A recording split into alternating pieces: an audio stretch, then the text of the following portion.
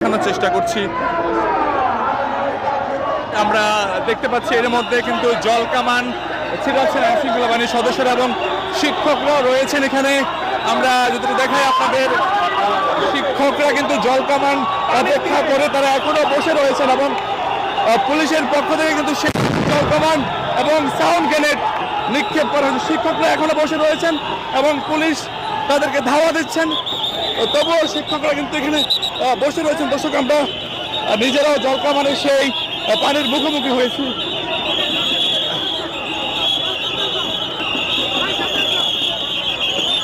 শিক্ষকদেরকে সরিয়ে দিচ্ছেন এবং কিছু শিক্ষক এখনো জল কামান অপেক্ষা করে তারা বসে রয়েছেন।